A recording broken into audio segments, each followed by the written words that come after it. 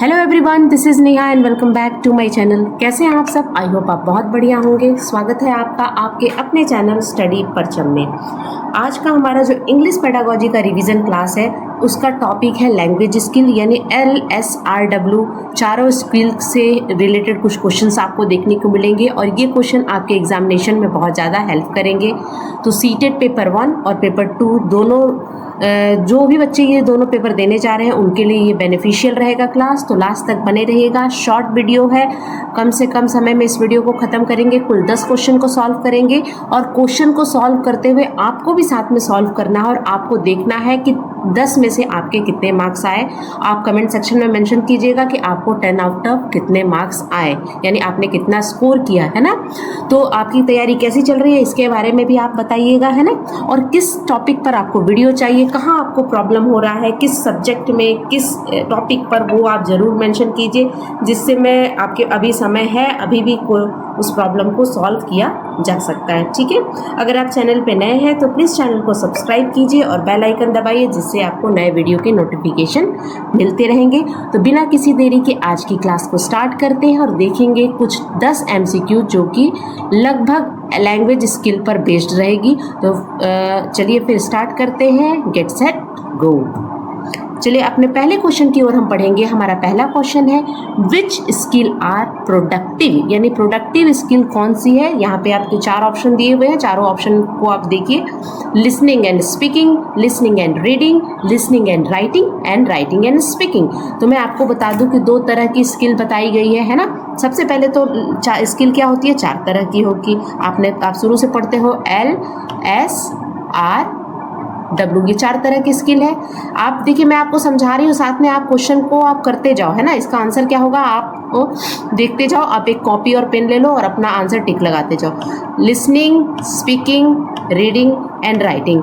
अब इसको 2 कैटेगरी में डिवाइड किया गया है, प्रोडक्टिव एंड रिसेप्टिव स्किल में। तो आपको बताना प्रोडक्टिव स्किल क्या है। प्रोडक्टिव स्किल में क्या होता है, जहाँ पर बच्चा या हम बहुत ज़्यादा एक्टिव रहते हैं, इसीलिए हम उसको आउटपुट स्किल के नाम से भी जानते हैं और रीइंफोर्समेंट स्किल से भी के नाम से भी हम जानते हैं। यानी प्रोडक्टिव स्किल को हम एक्टिव स्किल भी बोलते हैं, है ना, आउटपुट स्किल भी बोलते हैं और रीइंफोर्समेंट स्किल भी कहते हैं। जहाँ पर आप एक्टिव रहते हो, आपको बोलना क्या है, किस तरह से बोलना है ना, किस तरह से अपनी थिंकिंग को प्रेजेंट करना है, वो होती है प्रोडक्टिव स्किल। और आप याद रखिएगा कौन सा है, ऑप्शन नंबर डी है, राइटिंग एंड स्पीकिंग, है ना। जहाँ पे आप बोलते समय और आप लिखने और बोलने समय आप बहुत ज़्यादा एक्टिव रहते हो, आप अपनी क्या करते हो, वहाँ पे अपनी थिंकिंग की, अपने सोच को, अपने थॉट को आप लिखते हो, है ना। तो ये होती है प्रोडक्टिव स्किल। अगर रिसेप्टिव स्किल पूछेगा वो हम आगे देखेंगे, क्वेश्चन आएगा। ठीक है, चलिए move on to next question. Question number 2 है विच स्किल इज रिसेप्टिव। अब रिसेप्टिव आ गया ना, प्रोडक्टिव एंड रिसेप्टिव में 2 पार्ट में लैंग्वेज स्किल को डिवाइड किया गया है। रिसेप्टिव जहाँ पे बच्चा बहुत ज़्यादा एक्टिव नहीं रहेगा, पैसिव नहीं कह सकते, लेकिन बहुत ज़्यादा एक्टिव नहीं रहेगा, तो आप कह सकते हो कि इसको पैसिव भी कह सकते हो कई हद तक। लेकिन जितना पैसिव में क्या होता है कि बच्चा कोई रिस्पॉन्स नहीं कर रहा है ना। तो बच्चा यहाँ पे रिस्पॉन्स करता है सुनने में और पढ़ने में, तो आप थोड़ा सा एक्टिव है ही बच्चा, तो पैसिव स्किल के नाम से भी हम जानते हैं, है ना। और इनपुट स्किल होती है, ये इनपुट स्किल के नाम से भी हम रिसेप्टिव स्किल को जानते हैं। तो यहाँ पे हमारा क्वेश्चन क्या बोल रहा है कि विच स्किल इज रिसेप्टिव, यानी यहाँ पे लिसनिंग, जब आप सुनते हो, जब आप पढ़ते हो, तो आप रिसेप्टिव मोड में रहते हो। ठीक है, now move on to next question. Question number 3 क्या है वो हम देखेंगे। Our third question is which of the following skill are also known as reinforcement skill। अब reinforcement skill कैसे बोलते हैं, तो reinforcement skill उसी को बोलते हैं जो कि प्रोडक्टिव होता है। और प्रोडक्टिव कौन होता है, प्रोडक्टिव होता है जब हम बोलते हैं, जब हम लिखते हैं तो एक्टिव मोड में रहते हैं, आउटपुट देते हैं, कुछ हमारे अंदर से निकलता है, वो होता है राइटिंग एंड स्पीकिंग, है ना। तो option D is the correct answer of this question. Now move on to next question, अगले क्वेश्चन की ओर बढ़ते हैं। ठीक है, चलिए नेक्स्ट क्वेश्चन है हमारा scanning means darting over much of text to search for. यानी यहाँ पे सिंपली आपको स्कैनिंग के बारे में बताया है। अब आपको ये कमेंट सेक्शन में बताइए कि स्कैनिंग किसकी सब स्किल है ना। हमने पढ़ा है स्कैनिंग एंड स्कीमिंग। तो स्कैनिंग और स्कीमिंग क्या है, सब स्किल किसकी सब स्किल है, ये आपको आंसर देना है कमेंट सेक्शन में। और स्कैनिंग में क्या करते हैं, स्कैनिंग में हम करते हैं किसी भी पर्टिकुलर पीस ऑफ इंफॉर्मेशन, जो कि पर्टिकुलर पीस ऑफ इंफॉर्मेशन को गेन करने के लिए, यानी इंफॉर्मेशन सीकिंग होता है। इंफॉर्मेशन सीकिंग यानी जो चीज़ हमें चाहिए हम उसी को देखते हैं, उसी को खोजते हैं, उसी को क्या करते हैं, डिस्कवर करते हैं, है ना। जैसे आप एग्जामिनेशन का डेट है ना, तो एग्जामिनेशन का डेट अगर आपको क्या करना है, देखना है, तो आप सिर्फ एग्जामिनेशन के डेट पर ही आपका पूरा फोकस रहेगा, यानी स्कैन करोगे, है ना। जैसे स्कैनर से क्या करते हैं, किसी भी चीज़ को हम स्कैन करते हैं ना, तो स्कैनर में से जितना QR कोड रहेगा उसी चीज़ को स्कैन करता है। उसी तरह हम स्कैनिंग में जो पर्टिकुलर पीस ऑफ इंफॉर्मेशन है जो हमें चाहिए उसी को हम देखते हैं। तो इसमें क्या होगा, पहला ऑप्शन है की point of the text, the centre idea. Third option है यानी ऑप्शन नंबर 3 है, अ स्पेसिफिक आइटम और a piece of information that wish to discover, यानी ऐसा स्पेसिफिक पीस ऑफ इंफॉर्मेशन जो कि हमें खोजना है, वो किसमें हम करते हैं, स्कैनिंग में करते हैं। और यही आपका करेक्ट आंसर होगा, यानी क्वेश्चन नंबर 4 का option number C is the correct answer. Now move on to next question, यानी स्कैनिंग समझ में आया। स्कैनिंग में क्या करते हैं, हम पर्टिकुलर पीस ऑफ इंफॉर्मेशन को क्या करते हैं, खोजते हैं। जैसे आप ट्रेन के शेड्यूल को खोजोगे कि भाई ये ट्रेन कहाँ से कहाँ तक जाएगी, कितने घंटे में पहुँचाएगी, कितना फेयर है उसका, ये किस में आएगा, स्कैनिंग में आएगा। ठीक है, चलिए नेक्स्ट हम देखेंगे कौन सी स्किल, कौन सा क्वेश्चन नंबर 5 है, एक्सटेंसिव रीडिंग क्या होती है। देखिए एक्सटेंसिव और इंटेंसिव दो टाइप की रीडिंग होती है। इंटेंसिव रीडिंग जो होती है, इंटेंसिव रीडिंग में हम क्या करते हैं, स्पेसिफिक इंफॉर्मेशन को वेरी क्लोज एंड एक्यूरेट, दो टाइप की रीडिंग होती है। सबसे पहले आप ये समझिए, एक होती है इंटेंसिव रीडिंग और एक होती है एक्सटेंसिव रीडिंग। हमारा यहाँ क्वेश्चन क्या पूछ रहा है, एक्सटेंसिव रीडिंग के बारे में। तो एक्सटेंसिव रीडिंग में हम क्या करते हैं, प्लेजर के लिए हम करते हैं। एक्सटेंसिव रीडिंग किस लिए करते हैं, प्लेजर सीख करने के लिए, हमें आनंद आए, इसलिए हम एक्सटेंसिव रीडिंग करते हैं। जैसे इसमें नॉवल आ जाएगा, कॉमिक आ जाएगा, मैगजीन आ जाएगा, ये सब किस में आता है, आपकी एक्सटेंसिव रीडिंग में। उसी के अलावा एक दूसरे टाइप की रीडिंग होती है जिसको हम इंटेंसिव रीडिंग कहते हैं। इस रीडिंग में हम क्या करते हैं, very close and accurate way of reading इसको कहते हैं। जैसे हम कभी किसी टेक्स्ट बुक को पढ़ते हैं, है ना, टेक्स्ट बुक जो हमारी होती है, तो उसमें हम बहुत ही आराम से एक एक चीज़ को हम क्या करते हैं, टेक्स्ट बुक में पढ़ते हैं, क्योंकि क्या है, उस टेक्स्ट बुक के बाद उस टेक्स्ट बुक से रिलेटेड हमें क्वेश्चन को सॉल्व करना होता है। तो इसीलिए अगर टेक्स्ट बुक रीडिंग के बारे में पूछा जाएगा तो वो इंटेंसिव रीडिंग होगा। लेकिन अब से आपसे पूछा जाए कि नॉवल पढ़ना, मैगजीन पढ़ना, है ना, कॉमिक पढ़ना, ये सब किस टाइप की रीडिंग है, स्टोरी पढ़ना, वो है एक्सटेंसिव रीडिंग। तो चलिए यहाँ पे ऑप्शन पढ़ेंगे। Reading aloud is extensive reading, reading to know the meaning of every word की मीनिंग को जानना एक्सटेंसिव रीडिंग होता है। रीडिंग विद कॉम्प्रिहेंशन, समझ के पढ़ना। Reading the text for the pleasure, तो अभी मैंने आपको बताया ना कि एक्सटेंसिव रीडिंग में हम प्लेजर के लिए पढ़ते हैं, आनंद के लिए पढ़ते हैं, हमें मजा आता है पढ़ने में, तो हम एक्सटेंसिव रीडिंग करते हैं। जैसे आप ट्रेन में यात्रा कर रहे हो तो आप नॉवल की एक बुक ले लोगे, है ना, नॉवल की बुक लोगे, बैठ के पढ़ोगे, है ना। तो बैठ के पढ़ोगे तो क्यों पढ़ते हो, ताकि जो आपकी 10-12 घंटे की यात्रा है वो क्या हो जाए, आपको पढ़ते पढ़ते में आपको आनंद के थ्रू पास हो जाए। ठीक है, तो option number D is the correct answer of question number 5। Now move on to next question, अगले क्वेश्चन की ओर बढ़ते हैं। आप साथ में आप भी क्वेश्चन को सॉल्व कीजिएगा। आई होप आपकी जो तैयारी है वो अच्छी चल रही होगी, है ना, और जो भी कमियां रह गई है वो आप बताइए, मैं आपके प्रॉब्लम को सॉल्व करूंगी। बहुत बड़ी चीज़ नहीं है सीटेट को क्वालिफाई करना, और मैं आई होप आप, और मैं विश करूंगी हमेशा भगवान से कि आपका पहली बार में, जो भी आप पहली बार सीटेट देने जा रहे हो या पहले भी किसी ने दिया है, आपका क्वालिफाई हो जाए और दोबारा आपको सीटेट का सिलेबस नहीं पढ़ना पड़े। ठीक है, तो चलिए क्वेश्चन नंबर 6 है, a good writing skill involve. अब जब आप लिखते हो तो आप लिखने में अब किसी को आप देखते हो, ठीक है ना, कि मतलब कहते हैं कि बहुत अच्छा लिखता है। तो बहुत अच्छा लिखने का मतलब क्या होता है कि वो आपको लिखने के टाइम आपका जो लिखने का स्टाइल होना चाहिए वो सुंदर होना चाहिए। एक तो हैंड राइटिंग आपकी अच्छी होनी चाहिए, क्लियरिटी होनी चाहिए, आपको एक एक वर्ड, एक एक जो लेटर है वो क्लियर दिखना चाहिए, है ना। लॉजिकल होना चाहिए। लॉजिकल का मतलब कि आप बोलना क्या चाह रहे हो वो जो पढ़ने वाला है उसको समझ में आए, क्लियर होना चाहिए। एक्यूरेसी होनी चाहिए। एक्यूरेसी का मतलब क्या होता है कि एक तो आपकी स्पेलिंग मिस्टेक नहीं होनी चाहिए, उसके बाद आपको प्रॉपर यूज़ ऑफ ग्रामर, यानी ग्रामर का आपको प्रॉपर यूज़ करना है कि आपको पता है कि कहाँ पे आपको एग्जेक्टिव यूज़ करना है, कहाँ पे आपको एडवर्ब यूज़ करना है। इन सब चीज़ों का आपको ज्ञान होना चाहिए और कोहेसिव होना चाहिए। मान लीजिए आपका एक सेंटेंस ख़त्म हुआ और आपका दूसरा सेंटेंस स्टार्ट हुआ, तो इन दोनों में को रिलेशन होना चाहिए, ये दोनों एक दूसरे के पूरक होने चाहिए। अब समझ में आना चाहिए कि इस सेंटेंस की बात यही है, तो उसी को हम बोलते हैं गुड राइटिंग स्किल में वो आता है। और ये सब अगर पूछा जाए तो ऑप्शन क्या है, ऑप्शन नंबर पहला क्या है, correct punctuation mark. Punctuation marks भी होना चाहिए, लेकिन आपको इसमें सिर्फ पंचुएशन मार्क्स क्या होता है, विराम चिन्ह होता है, उसको हम बोलते हैं। Idea will be logical, clear, accuracy and cohesive. बिल्कुल सही है, इसमें बहुत सारे आ गए, देखिए इसमें 4-5 पॉइंट आ गए, तो यही हमारा करेक्ट आंसर होना चाहिए। बॉटम अप अप्रोच होना चाहिए, लीजिबल राइटिंग होनी चाहिए, यानी पढ़ने योग्य होना चाहिए। तो ये सब कहाँ आएगा, आपका इस ऑप्शन में इंक्लूडेड है। तो option number B will be the correct answer of question number 6। Now move on to next question. ठीक है, बहुत ही कूल तरीके से अब आपको ये जो छोटे छोटे वीडियो मैं लेकर आ रही हूँ आप लोगों के लिए, टाइम कम है, पढ़ना ज़्यादा है, तो आपको क्या करना है, आपको मैं एक सजेशन देती हूँ कि कोई ज़रूरी नहीं है कि आप पेन पेपर कॉपी टेबल पर आप बैठिए और प्रॉपर तरीके से पढ़िए। अगर आप हाउसवाइफ हैं तो आप घूमते फिरते पढ़ लीजिए, आप रोटी बनाते बनाते 10 मिनट का वीडियो रहेगा, आप देख लीजिए, है ना, 10-12 मिनट का वीडियो रहेगा, 15 मिनट का, रोटी बनाते बनाते आपकी रोटी भी बन जाएगी, आपका वीडियो भी खत्म हो जाएगा। आप झाड़ू लगा रहे हो घर में, घर की सफाई कर रहे हो या कुछ कर रहे हो, खाना ही खा रहे हो, तो आपने सामने मोबाइल ऑन किया, लैपटॉप ऑन किया, आपने वीडियो देख लिया, आपके क्वेश्चन भी सॉल्व हो गए, आपको जो पढ़ना था, आपका जो पर्पस था वो भी फुलफिल हो गया, और आपने कुछ नए क्वेश्चन को भी देख लिया, है ना।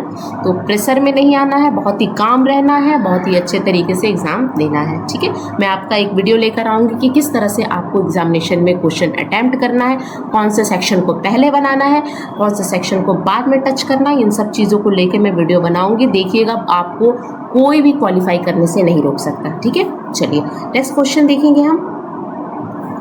अगला क्वेश्चन है writing control by the teacher. जिस राइटिंग पे टीचर का फुल्ली कंट्रोल रहता है उसको हम क्या बोलते हैं, क्या वो गाइडेड राइटिंग है, क्या वो फ्री राइटिंग है, क्या वो ऐसे राइटिंग है, या वो कंट्रोल राइटिंग है। तो वो कौन सी राइटिंग होती है, वो होती है कंट्रोल राइटिंग। जो राइटिंग टीचर द्वारा कंट्रोल की जाती है वो होती है कंट्रोल राइटिंग। 3 टाइप की राइटिंग होती है।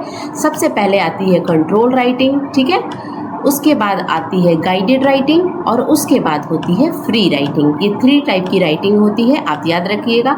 कंट्रोल राइटिंग में पूरी तरीके से टीचर का कंट्रोल रहता है, और टीचर क्या करता है, कंट्रोल, जैसे टीचर का कंट्रोल, यानी यहाँ आपको अर्ली ईयर में आपको दिखेगा, क्लास जो प्राइमरी क्लास के बच्चे होते हैं वहाँ पर टीचर क्या कराती है, कंट्रोल राइटिंग कराती है। आपको ब्लैक बोर्ड से कंटेंट को नोट करना रहता है ना, आपको टेक्स्ट बुक से कुछ चीज़ें लिखनी होती है, टीचर का हेल्प रहता है, टीचर का कंट्रोल रहता है, जिस तरह से टीचर बोलती है उस तरह से आप लिखते हो, वो होती है कंट्रोल राइटिंग। उसके बाद गाइडेड राइटिंग कब होती है, जब उससे थोड़ा सा अपर क्लास में आप जाओगे तो वहाँ पर टीचर के गाइडेंस के थ्रू टीचर बीच बीच में आपको हेल्प करेगा, स्केप फोल्डिंग प्रोवाइड करेगा, है ना, तो वहाँ पे आपको गाइडेड राइटिंग मिलती है। और उसके बाद फ्री राइटिंग, यहाँ पर आप फ्रीली अपने थॉट को एक्सप्रेस करते हो बिना किसी के रुकावट के, बिना किसी के हेल्प के। हाँ, यहाँ पर एक चीज़ होता है कि अगर आप ग्रामेटिकल भी मिस्टेक कर रहे हो ना, तो यहाँ पे आपको कोई रोकने वाला नहीं है। अपने फ्रीली अपने आप क्या करोगे, आपका फोकस नहीं रहेगा कि आपकी स्पेलिंग सही है, आप फ्री होकर आप लिखना स्टार्ट करते हो। जैसे नैरेटिव राइटिंग जब हम लिखते हैं तो वो फ्री राइटिंग में आता है। समझ में आया? तो यहाँ पे सिंपली आपको control by the teacher is called control writing. Now move on to next question. ठीक है, अगला क्वेश्चन है question number 8, stress, rhythm and intonation used in. अब यहाँ पे फोकस कीजिएगा, stress, rhythm and intonation. Stress यानी कितने स्ट्रेस से, कितने ज़्यादा फोर्सली आप किसी चीज़ को बात कर रहे हो। रिदम, इंटोनेशन, आपके बोलने में कैसा उतार चढ़ाव है ना, कहाँ आप धीरे बोल रहे हो, कहाँ आप तेज बोल रहे हो, है ना। इंटोनेशन ये होता है, इसको यहाँ पे सिंपली बोल रहा है यूज्ड इन। इस वर्ड पर आप ध्यान रखिएगा, यूज्ड इन। तो आप किस में यूज़ करते हो, किस में इस्तेमाल करते हो। तो जब आप बोलते हो तो आप स्ट्रेस का यूज़ करते हो, रिदम का यूज़ करते हो, इंटोनेशन का यूज़ करते हो। जैसे कोई चीज़ मैं बोलने जा रही हूँ, जैसे मैं आप बोलूँगी आपसे कोई चीज़, मैं आपको बोलूँगी, जैसे मैं बोल रही हूँ कि एक वर्ड मैं आपको बोल के समझा रही हूँ, ठीक है ना। Free to write the structure and vocabulary, free to write the structure and vocabulary. तो इसमें मैंने बहुत अच्छे से स्ट्रेस, रिदम एंड इंटोनेशन का यूज़ किया, ठीक है ना। तो आप यूज़ किस में फॉलो करोगे, आप स्पीकिंग स्किल में करोगे, यानी जब बोलोगे तब इसका आप यूज़ करते हो। अब कभी कभी यूज़ की जगह पता है क्या पूछता है, यूज़ की जगह पूछता है रिकॉग्नाइज्ड, है ना, रिकॉग्निशन के बारे में पूछता है, यानी पहचानना। रिकॉग्नाइजेशन का मतलब क्या होता है, पहचानना है, यानी स्ट्रेस, रिदम, इंटोनेशन को आप किस में पहचानते हो। तो जब आप सुनते हो और सामने वाला बोलता है, तो सामने वाला किस स्ट्रेस से बोल रहा है, किस रिदम से बोल रहा है, किस इंटोनेशन से बोलता है, उसको पहचानने का, उसको रिकॉग्नाइज करने का काम आप किस में करते हो, आप लिसनिंग स्किल में करते हो। तो अगर रिकॉग्नाइजेशन पूछेगा, रिकॉग्नाइज पूछेगा तो वो हो जाएगा लिसनिंग। जब आप यूज करते हो तो वो हो जाएगा, यूज करोगे स्पीकिंग में। अब आपको समझ में आया कि जब आप यूज करने की बात होगी तो वो स्पीकिंग स्किल में पूछोगे, लेकिन अगर यहाँ पे रिकॉग्नाइजेशन रहता यूज की जगह तो आप लिसनिंग स्किल टिक करके आओगे। चलिए move on to next question. अगला क्वेश्चन जो कि क्वेश्चन नंबर 9 है वो हम देखते हैं, ठीक है। Student learning a language often lack confidence when speaking due to the language unique pronunciation rule, one way to overcome this problem. अब बच्चे क्या होते हैं, घबराते हैं, उनका कॉन्फिडेंस कम रहता है किसी भी इंग्लिश लैंग्वेज को बोलने में, पढ़ने में, है ना। तो वो जो लैक ऑफ, क्यों डर रहता है, क्योंकि एक जो यूनिक प्रोनाउंसिएशन रूल है, हर वर्ड को किस तरह से आप प्रोनाउंस करोगे, किस तरह से उच्चारण करोगे, वो आपको आना चाहिए। जैसे अगर हिंदी का एग्जाम्पल दूँ तो बहुत सारे आपको ऐसे लोग मिलेंगे, वो क्या करते हैं, मैं को मैं बोलते हैं, मैं घर जा रही हूँ, मैं घर जा रहा हूँ, मैं यहाँ आई थी। तो मैं नहीं बोलना है आपको, मैं बोलना है, आपको सही उच्चारण का प्रयोग करना है। और तो वो वैसे लोग क्या होते हैं, लो कॉन्फिडेंस में रहते हैं। तो इस कॉन्फिडेंस को बनाने के लिए, कॉन्फिडेंस बिल्ड करने के लिए आप कौन सा रास्ता चुनोगे, यानी इस प्रॉब्लम को सॉल्व करने के लिए कौन सा रास्ता, यानी कौन सा ऑप्शन आपको बेटर लग रहा है, ठीक है। Children reading allowed in a class, जोर जोर से पढ़िए तो उससे क्या आपका प्रोनाउंसिएशन सही हो जाएगा। Using game like activity which are require, game like activity कराने से होगा। Strictly verbal interaction in a class, verbal interaction को स्ट्रिक्टली फॉलो कीजिए, है ना। और conducting special speech therapy with a counsellor, है ना। तो आपको कौन सा ऑप्शन बेटर लग रहा है, आपको यहाँ पे आंसर देना है। तो यहाँ पर बेस्ट ऑप्शन क्या है, आप गेम के थ्रू, है ना, गेम का यूज करके, गेम लाइक एक्टिविटी जो कि रिक्वायर है क्लासरूम में, उसके थ्रू आप बच्चों की प्रोनाउंसिएशन स्किल को आप बेटर बना सकते हैं और इस प्रॉब्लम को सॉल्व कर सकते हैं, बच्चों का कॉन्फिडेंस बढ़ा सकते हैं। चलो now move on to next question देखेंगे। अगला क्वेश्चन है जो कि आज का लास्ट क्वेश्चन है। आई होप आपको वीडियो अच्छा लगा है, अगर अच्छा लगा है तो please like, share and subscribe करते रहिएगा, है ना। और ज़्यादा से ज़्यादा आप इस वीडियो को शेयर कीजिए ताकि जो भी आपके जानने वाले, आपके कलीग्स हैं, आपके फ्रेंड हैं, आपके पीयर हैं, वो इन वीडियो का बेनिफिट उठा सके। क्योंकि चैनल नया है, आपके लिए वीडियो बहुत अच्छे अच्छे आते रहेंगे, यूनिक है, तो आपको कुछ नया देखने को इस चैनल पे मिलेगा, है ना। तो इससे बहुत मोटिवेशन मिलेगा। जितना ज़्यादा आप लाइक, शेयर, सब्सक्राइब कीजिएगा उतना ज़्यादा वीडियो आपको देखने को मिलेंगे, है ना। चलिए, while translating a subject and using a translation in the mainstream curriculum, the benefit is, क्या है, when translating a subject and using a translation in a mainstream curriculum, जब हम किसी सब्जेक्ट का जब हम ट्रांसलेशन करते हैं, ट्रांसलेट कराते हैं, और मेन स्ट्रीम कैरिकुलम है, मेन स्ट्रीम जहाँ पे आपको हर तरह के बच्चे मिलेंगे, हर बच्चे को इंग्लिश नहीं आती होगी तो आपको ट्रांसलेशन टेक्निक का यूज़ करना होगा। वो क्यों बेनिफिशियल होता है आपको बताना है। प्रोमोटिंग नेशनल आइडेंटिटी को प्रमोट करने के लिए, enriching linguistic capability and appreciation, enabling teacher who are not competed in the mainstream language to take a class, and standardize cultural identity. तो सबसे बेटर ऑप्शन है ऑप्शन नंबर बी। आप enrich करोगे, आप अच्छा वातावरण प्रोवाइड करोगे, linguistic capability बच्चे की अच्छी होगी और एप्रिशिएशन आपको बढ़ावा मिलेगा, आपको प्रोत्साहन मिलेगा। इसके लिए आप ये करोगे और इसका बेनिफिट यही होगा, ठीक है। तो ये थे आज के कुछ 10 क्वेश्चन। अगला जो वीडियो आपको आएगा वो हिंदी पेडागोजी से आएगा। बहुत ही अच्छे क्वेश्चन, शॉर्ट वीडियो आएंगे और सीडीपी से आपको क्वेश्चन मिलेंगे। तो बने रहिएगा। एक वीडियो सुबह आएगा, एक वीडियो शाम में आएगा, और आपके सीटेट एग्जाम से पहले आपकी तैयारी ज़रूर बहुत अच्छी हो जाएगी, ठीक है। तो मिलते हैं आपसे नेक्स्ट वीडियो में। तब तक के लिए thank you so much for watching. Bye.